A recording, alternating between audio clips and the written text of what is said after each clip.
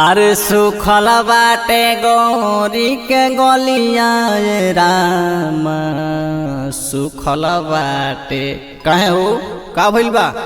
काहे मुंह लटकइले बड़ू? हटी होने।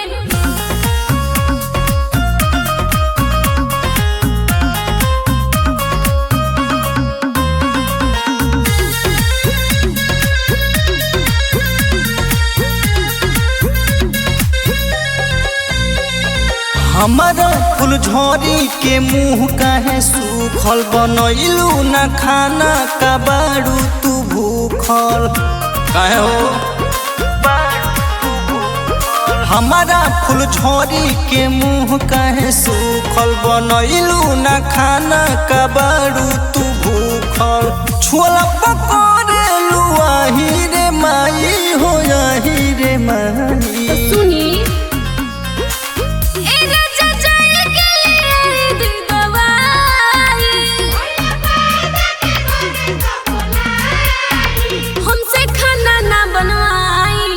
चहरे में सतुआ सनाई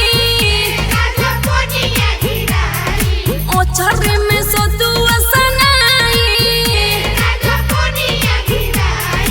ओ चहरे में सतुआ सनाई।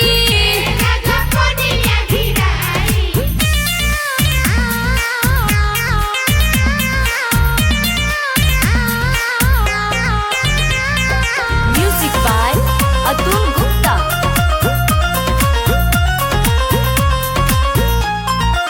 जवन जवन कहबू ले आइबू दवाई से वो अनार धनी तोहके खियाई।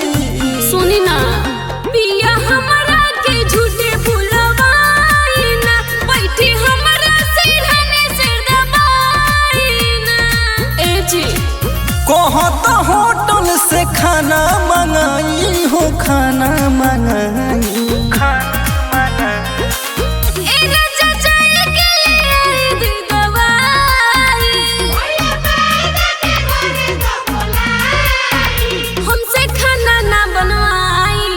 चहरे में सतुआ सनाई ओ चहरे में सतुआ सनाई ओ चहरे में सतुआ सनाई।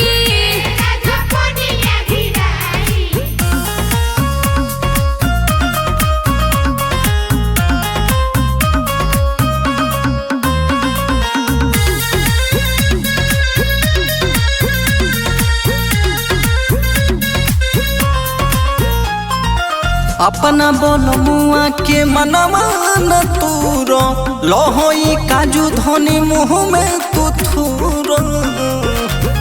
जीते हमरा से दर्द न सहाय जी पूछ दिल हमके नहीं हर पे खाई जी मान जाई ना। संजोए धर्मवीर जइहे खिसियाई हो जइहे खिसियाई।